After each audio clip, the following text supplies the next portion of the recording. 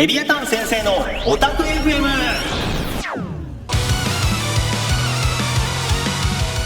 皆さん明けましておめでとうございます。イケメン悪魔調教ゲームオベイミーの魅力をもっともっと世界のラット留学生に届けたい、そんな思いでお送りするときめき萌え萌えキュンなウェブラジオオタク FM ついに始まりました。お相手は二次元最高ガチオタ三男レビアタン役の加田聡です。そして記念すべき第1回目のゲストは、はい、私でございます。食べるの大好き暴食のベルゼブブ役の矢口恭平です。よろしくお願いします。おい、サトシ、はい、緊張しすぎてないか？早口が過ぎるぞちょっと。おい大丈夫かい？いや、レビアタン先生は、自分の思いが熱くなった時には、早口になるんです。あなんですね。サトシ先生とご本人と一緒なんですね。どういうことですか？緊張すると早口になっちゃうっていうのは。いや、別にそういうわけではないですけど、恭平さん、こうやって2人でラジオとかの場で座るの初めてですよね。いや、初めてというか、ラジオそのものが俺初めてなんで。もうラジオ初めて？めちゃくちゃ初めてで緊張しています。はい。なんで嘘つくんですか？全然緊張してないでしょ。いや、気心知れた後輩とね、こうやって。そうですね、でも第1回目のゲストが恭平さんっていうのは、僕としてはすごいありがたいかなと。いや、こっちも安心ですよ。しかもね、はい、2021年新年、はい、明けましておめでとうございますですよ。おめでとうございます。まあね、海外はまだ。そうなんですね、日本では明けましておめでとうございますなんですけども、海外ではまた31日の、というところもあるということなんですけども、ちょっとフライングしてますけれども、はい、明けましておめでとう。2021年始まりましたね。ねえ、いや、ていうかラジオですよ、オベイミーの。あ、そうだね。ねえ、声でお届けするのはゲームだけじゃないんだよ。そうですよ、ついにラジオにまで進出ですよ。すごいことになってきた。いや、ほんとドキドキですね。そうでもないけどね。なんで？距離の取り方が急なんですよ。詰めてきたり離れたりがすごすぎてちょっとドキドキするんですけど、こっち。ほら、ツンデレってほら、萌え萌えキュンするんじゃないの？ツンデレとはまた違いますね。あなたの場合は全然ツンがないんですよ。ツン。デレのまま離れていくし、デレのまま近づいてくるんですよ。ニコニコしながらね、距離感がね、まちまちだったりするって。ニコニコも、口元笑ってるけど目笑ってない時とかいや、ラジオだと伝わらないから、まあいいかななんてね。いやそれを声だけでお伝えしていくんでしょ。いや、ほら、ラジオちょっと初心者なんで、そういうのもよくわかんないんですよ。逃げ方がずるい。これさ、喉乾いてきた時に、どうやってドリンク飲んだらいいの？これドリンクって言うたドリンクって言います？これゴクゴク音とかさ、このまま乗っけちゃっていいの？まあちょっと失礼しますみたいな感じでちょっと外していただいて。そうなの？飲んでもいいんじゃないですか？素朴な疑問です。すみません。じゃあ早速ちょっとゴクゴクちょっとしちゃいますね。ゴクゴク音がセクシーなわけではないんでほら ASMR みたいな。いや、今流行りのいや、すぐ俺口開けっぱなしだから喉乾いちゃうんだよね。これ口開けっぱなし閉じたらええじゃん、そんなもん。いやじゃあいただきます。いや、一応聞かしたけど1回しかなんなかったな。しかも始まってこれまだオープニングですよ。オープニングでもう喉乾いた言うて飲み物飲むって何なんすか？いや、ちょっとね、緊張してるのかもしれない。そんな風やけど、恭平さんでもちょっとね、何してどこまでやっていいの？どこまで喋っていいの？これどこまで喋っていいっていうのは、そんだけのものを持ってきてるってことですよね。どこまでっていうってことは。いや、穴の開いた紙袋を持参できてます。本当に。じゃあもう何も入ってないですね。いや、もうね、持ってこようとしたけどなんかもうなくなってたね。じゃあ紙袋すら置いてきてください。もう裸で来てもらった方がいいですわ。持ってきた体で話して何も入ってないのが一番怖いから。いやもう本当ね。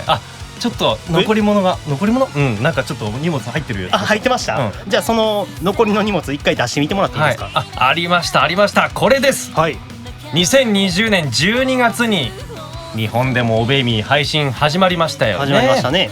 そして海外海岸どこの海外版では1周年を迎えたところですね。はいはいはい。ということで、2021年になってどうなってるんでしょうね。いや2020年12月に日本でもリリースされまして、これからどんどん盛り上がっていくということなんですけど、恭平さん喋りすぎですね。喋りすぎ？喋りすぎです。あ、そうなんだ。これが喋りすぎってやつなんだ。一応ね番組尺っていうものがありまして、長さ決まってるんですね。そうなの？これオープニングね僕らね喋りすぎです。あ、そうなの？はい。じゃあ紙袋穴開けといたままでよかったのかな。かもしれないです。こんな2人で今日はお届けしていきますか。はい。オタク FM 噛んだ。ほら。第1回やから。第1回許してほしい。見逃しじゃなくて聞き逃しといた方がよかった。そうですね。始めていきますか。はい、じゃあよろしくお願いします。よろしくお願いします。即興嘆きの館劇場。即興嘆きの館劇場とはオベイミー公式 Facebook グループでヒアリングした兄弟たちがこんなシチュエーションに遭遇したシーンを見てみたいというアイデアをベースに書かれたオリジナルストーリーを僕とゲストが即興で演じるコーナーです。江戸っ子ですか？あなたコーナーです。シチュエーションってシチュエーションでそうよ。お前何歳だよ。ちゃんと喋らないと英語に翻訳するとき大変やと思うんですよね。なるほど。江戸っ子って分かんないよね。江戸っ子てやんねいはなかなか難しいんじゃないですか。分からないですけど、このさ Facebook グループ俺もちょっと覗いてたんだけど、はいはい、ファンの方々のこの妄想、すごいね。もう想像力言い直したな。妄想いやでもね、すごいですよね。もうキャラクターたちがその世界でもう動いてるんですよね。もう作家さんがいっぱいいましたよ。作家さんがいっぱいいましたか。いや残念ながら今回のそのストーリー、採用されなかったエピソードとしては、例えばレビーと BL アニメを見る設定とかすごいですよね。これはラジオではちょっとっていうのがね。僕 BL アニメ見てる時にどんなリアクションを想像されてるんでしょうね。それってね。いやーほんとね、皆さんストーリーを考えるのは好きだし、うまいなと。やばイケメンって僕が言ってるんですからね。それありなんじゃない？かっこいいって。それじゃあ第2回もしラジオがあるんだったら僕一人でやってみるの面白いんじゃないの？丸投げやめてくださいね。そうなったら絶対恭平さん巻き込みますからね。いやもうそうなったら俺それは面白そうだなってずっと言ってるから。いやもうそれも完全にごまかしてるでしょ。自分の感想なくてキャラで押し切ろうとしてるじゃないですか。いやもうずっとね、レビーは感情がないんで。いやレビーが感情はない。レビーじゃねえ、ベールでしょ。ベールは感情がないので。そう、自分ベルゼブブですから。はい。ベールは感情がないわけではないでしょ。感情がないわけじゃないけど、あんまり表に出ないっていう設定だから、そういうのをちょっと生かしていくと。そんなたくさんの中から今回選ばれたのがね、タイトル言いますか？はい。2人で言いましょう。じゃ一発でちょっと合うかどうか。合いますよ。僕と恭平さんですよ。そうですよね。じゃあ僕がタイトルはこちらって言うんで2人でタイトル言いましょう。はい。でタイトル言ってそこからこのドラマの世界にバーンと入っていくと。オッケー。いきますか？いきましょう。はい。今回のタイトルはこちら。空回りパーリナイ。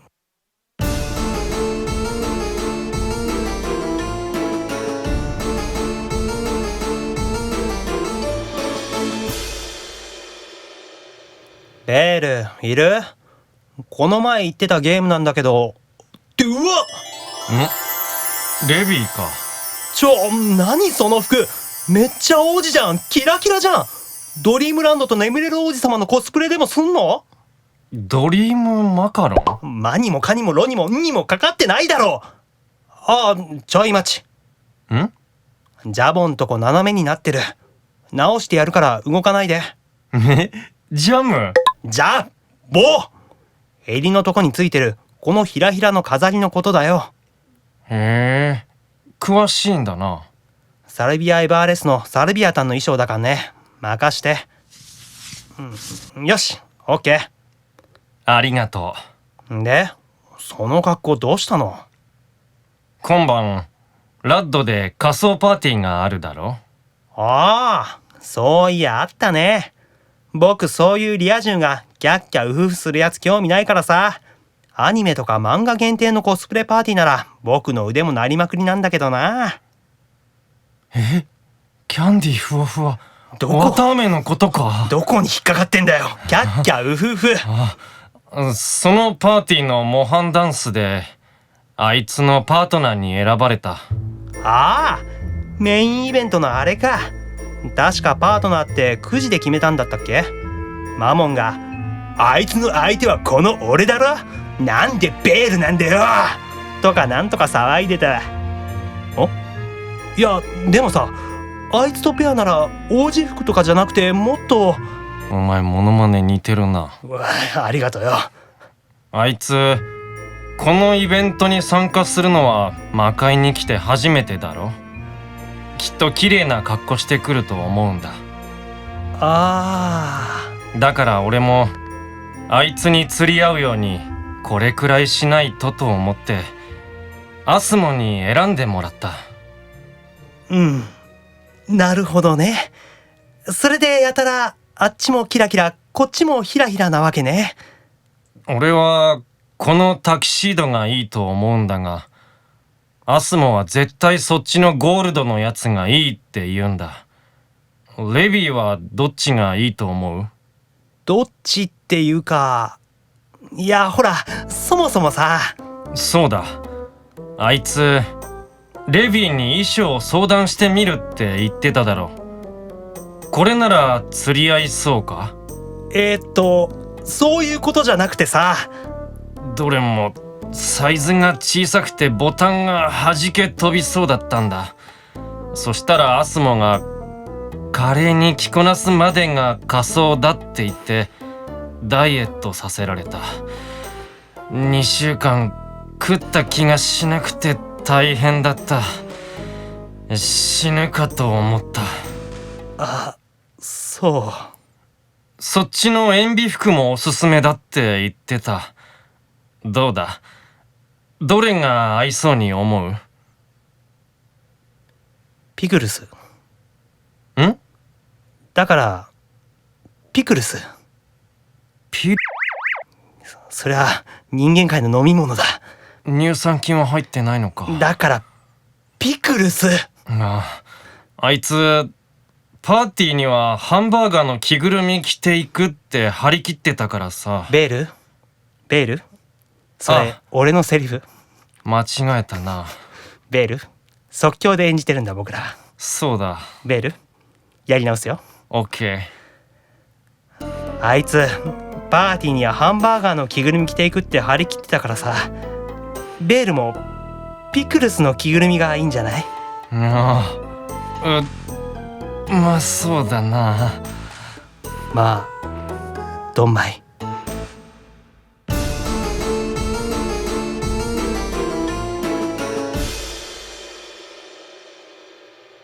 さあいかがでしたか？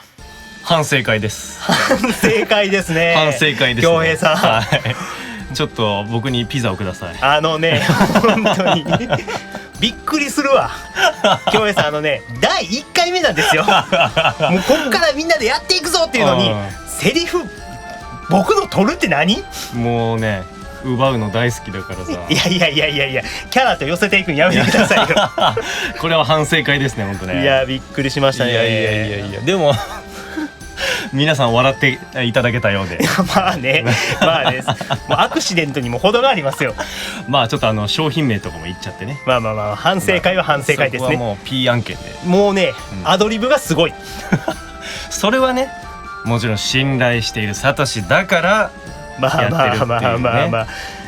楽しかったですね。でもね、いや面白いね。なんかベールが、僕のイメージなんですけど、ベールがこの食べ物じゃなくて、なんか自分の服をちゃんと選んで、でそのために努力してっていうシーンっていうのはちょっと珍しくないですか？なんかねやっててなんか感情が内面が本当にこうにじみ出てく様子がねこの喋ってて出てくるから自然と。これはやってて楽しかったけど楽しすぎてちょっと言葉を奪ってしまった。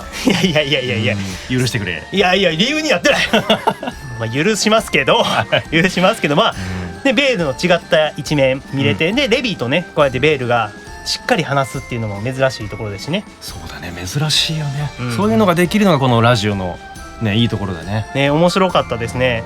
まあこれからこのラジオが始まっていって、もしかしたら恭平さん以外にもゲストが来てくれるかもしれませんから、そういったメンバーとまた、ね、話ができる、これは楽しみじゃないですか、即興ドラマができるかもしれないですから、楽しんでいただけたでしょうか、ね、この他にどんなオーディオドラマが出てくるんでしょうか。乞うご期待。乞うご期待。以上即興嘆きの館劇場でした。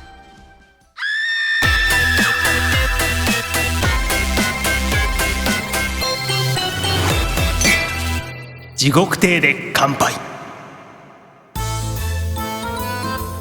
地獄亭で乾杯とは毎回変わるお題に沿ってゲストのプライベートに迫っていくフリートークコーナーです。はい、まあ恭平さんのプライベートに迫っていくということなんですけど、いやプライベートはねちょっと秘密にしておきたいことがたくさんあるんで、うまく喋れるかな。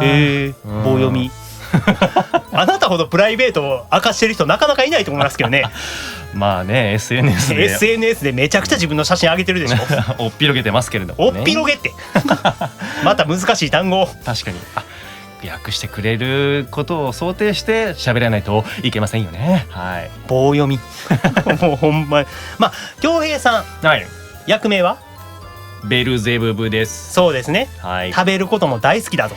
いやもうねベルゼブブじゃなくても私矢口恭平本人も食べるの大好きでございます。食べるの好きなんですか？めちゃくちゃ好き。結構なんか体も絞ってるしストイックなイメージあるんですけど、食事制限とかしてないんですか？全くしてないですね。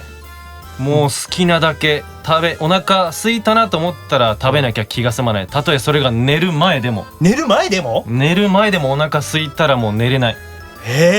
満腹で寝るんですか？満腹ではないけど何か口にしてからじゃないと寝れない。怖っ。食べるものを選んでるとか、サラダ食べるとか。いやもうその時の食べたい気分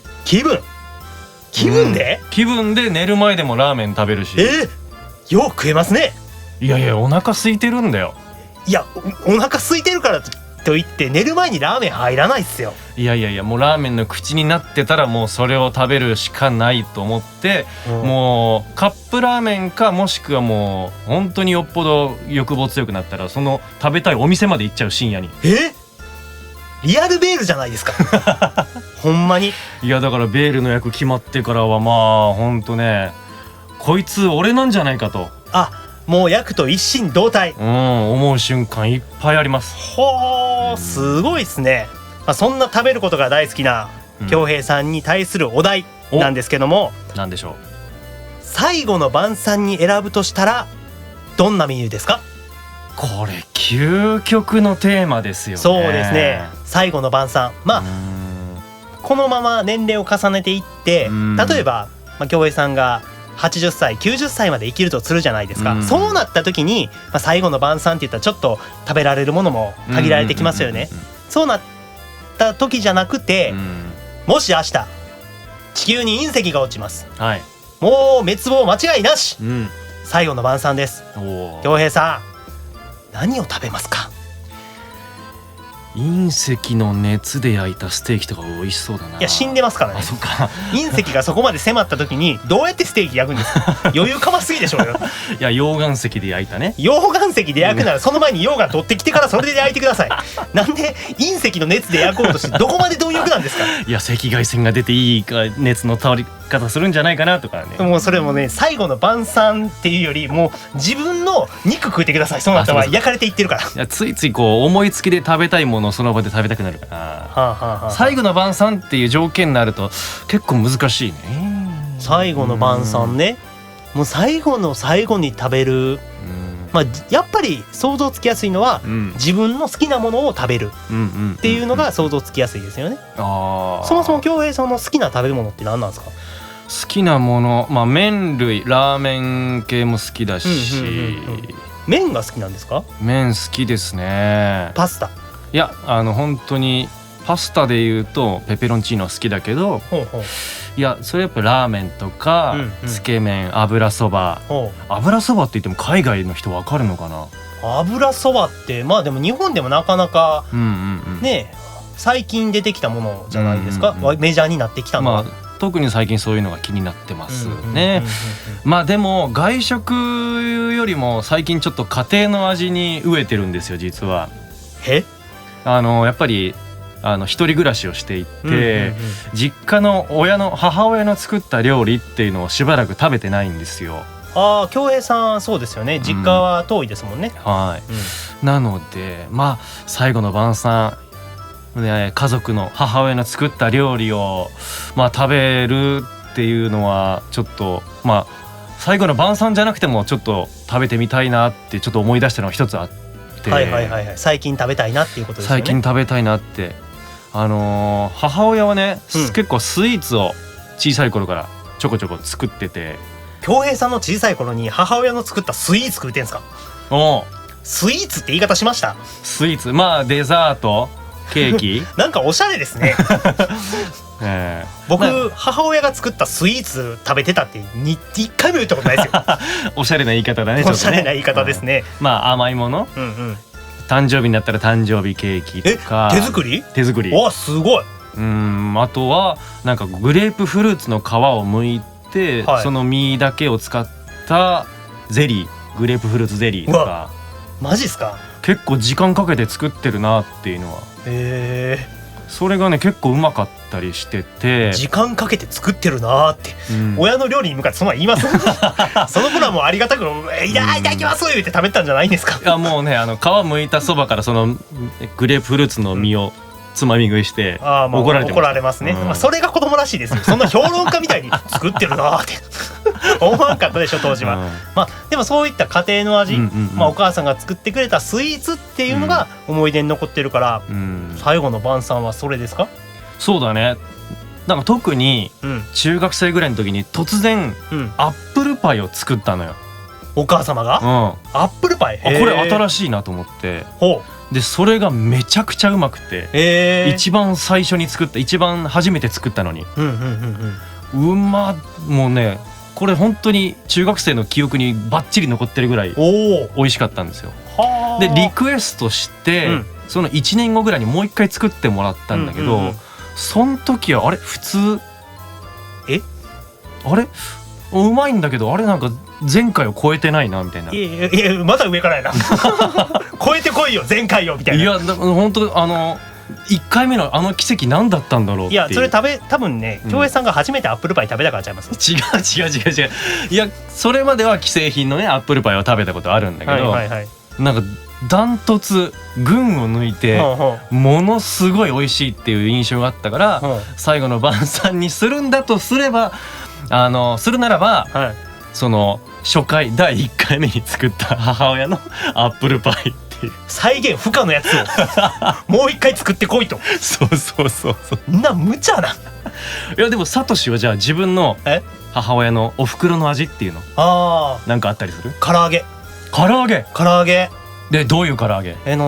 ニンニクと醤油が効いた、一口で食べやすい唐揚げなんですけど、僕ね人生において、お母さんが作った唐揚げより、なんか美味しい、いくらでも食べれるっていう唐揚げに出会ったことないです。やっぱ母親ってさ、ビタッとこう味覚にこう迫る、自分の味覚にガーンとくるものを作ったりするよね。そうですよね。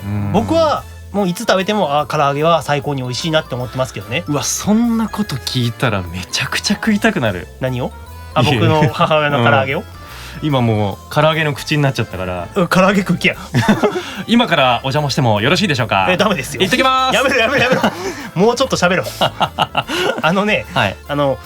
最後の晩餐で恭平さん散々今大食いキャラ言ってたじゃないですか。もう、眠い時でもお腹が空いたら食べるぜって言ったけど、最後の晩餐母親が作ったアップルパイ可愛すぎません？いやもう今パッと思いついたのが本当にそのアップルパイだった。そう。まあそうか、アップルパイか。逆に恭平さんってこれ食べれないみたいなもんあるんですか？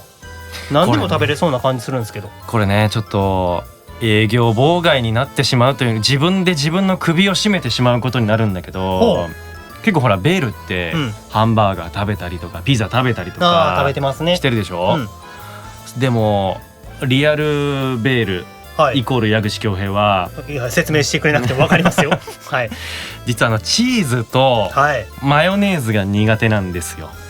チーズとマヨネーズ？はい。へえ。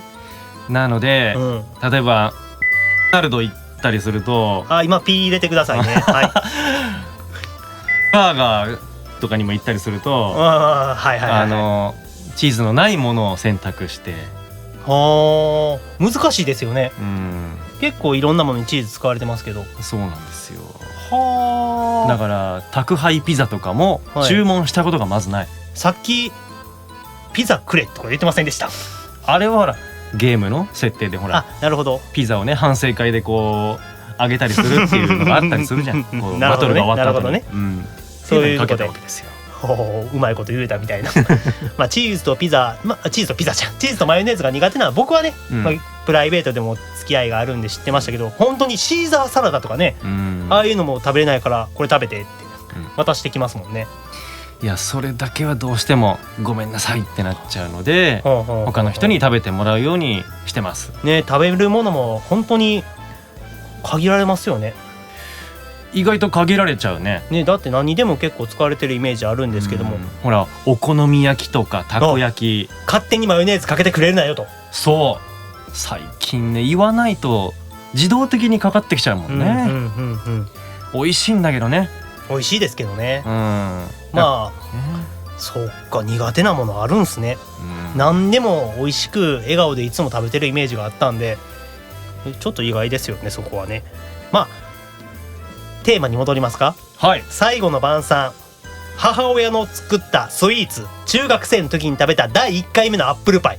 ちょっと長いタイトルになっちゃったけどっていうことで、本当にあれが再現できるのであれば、今すぐにでも食べたいので、もう母親を呼びたいところなんですけどね。じゃあお母様に呼んでいただいて、そのアップルパイができるまでね、恭平さんは死ねないと。そういうことです。そういうことですね。はい、わかりました。恭平さんの最後の晩餐、アップルパイということでした。次回以降もどんどんゲストのプライベートに迫っていきたいと思います。以上、時刻亭で乾杯でした。それではここで一曲お届けします。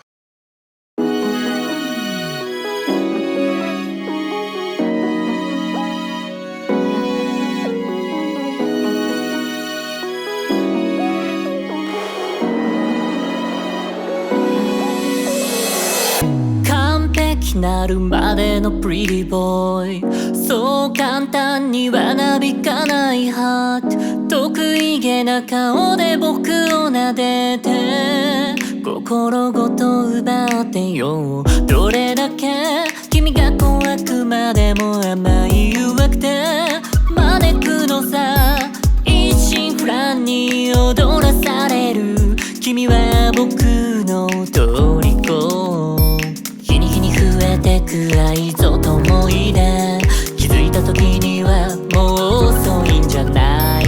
目をそらさないで僕だけ見てればいい、瞬きの間もないくらい Baby you want my love、 たとえどんな君でも叶わないんだよ僕には。世界中で僕は僕以外矛盾にはなれないはず。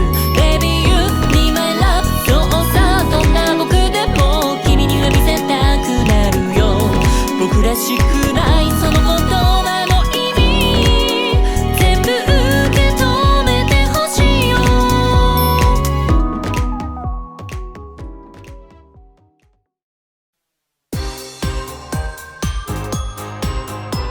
ここでラット広報部からのお知らせです。って言いましても僕何も聞いてないんですねこれ。知らないのサトシ？知りませんお知らせの、コーナーなんですけど、僕そのお知らせする内容っていうのを何も聞いてないんですよ。私も知りません。これどうするんですかお知らせどうするんですか？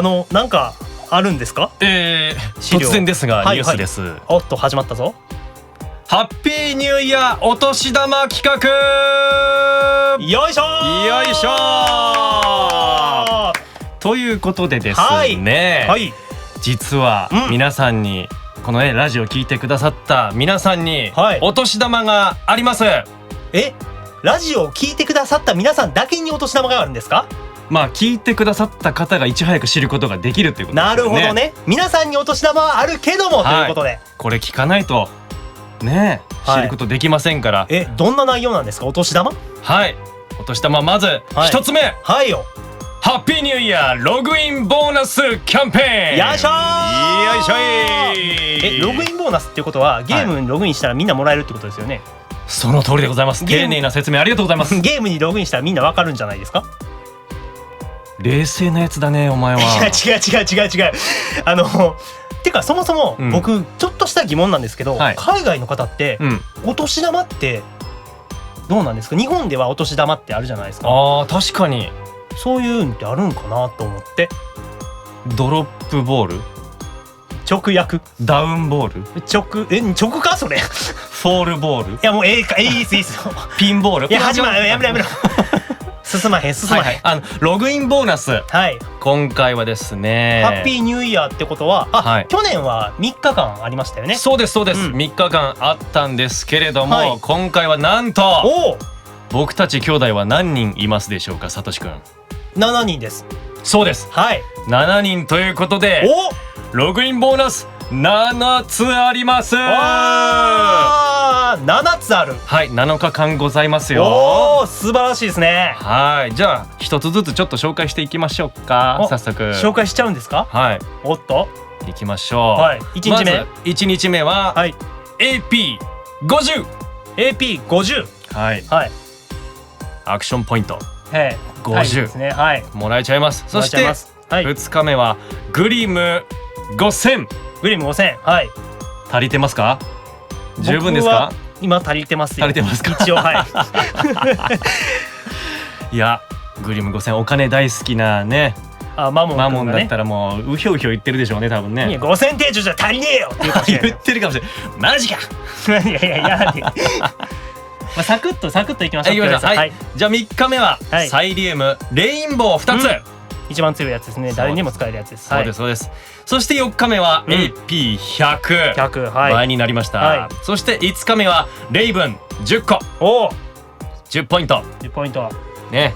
そして6日目がコールチケット3枚です。ガチャ、いいの当ててほしいですよね、これで引いてね。当ててほしいって、祈るばかり。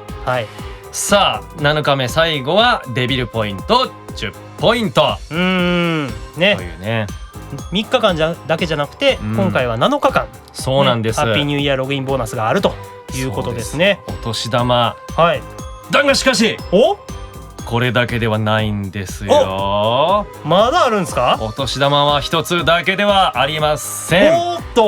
さらにはですね、ナイトメア A のショー50連無料。すごい。いやっぽいですよ。50連無料はすごいですね。これこそお年玉って感じしませんか？いいですね。これこそお年玉。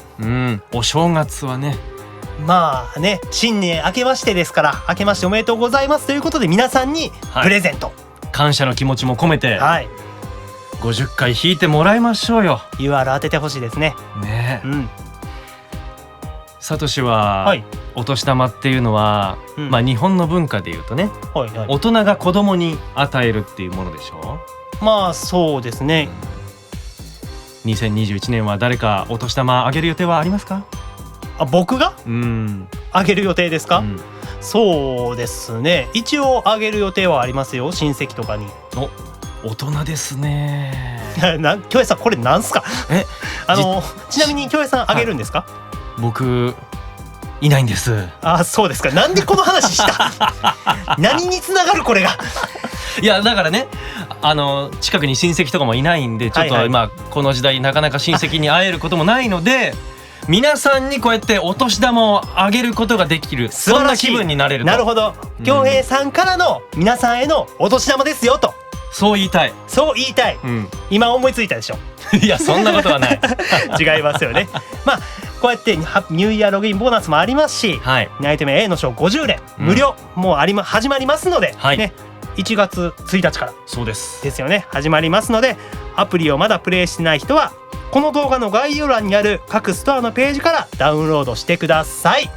以上、ラット広報部からのお知らせでした。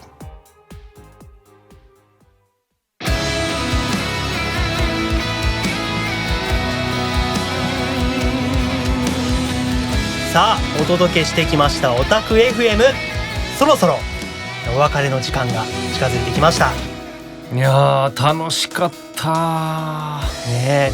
第1回でしたけど、皆さんも楽しんでいただけたでしょうかね。2021年、ね、いいスタート切ってほしいですね。これ聞いてね、一発目ですからね。しかも第1回目のゲストですよ、恭平さん。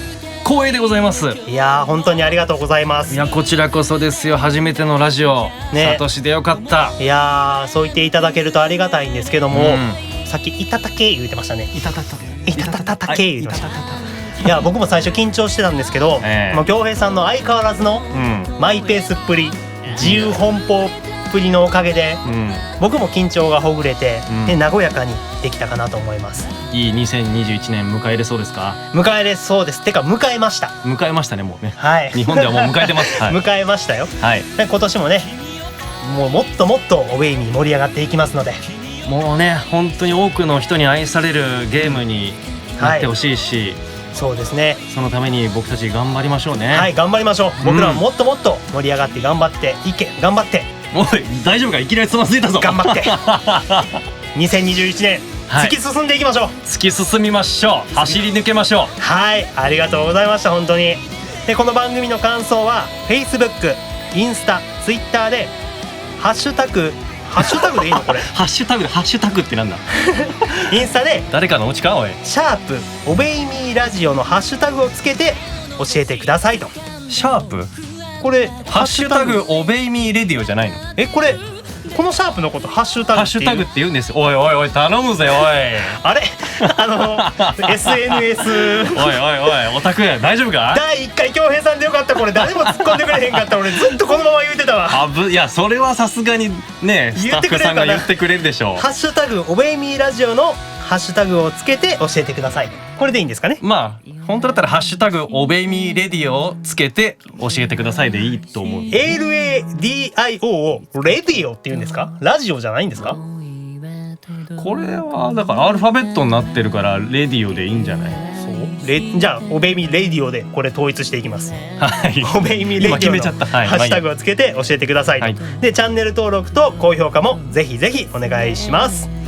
それではまた次回のオタク FM でお会いしましょう。お相手はレビアタン役の加田聡とベルゼブブ役の矢口恭平でした。またね。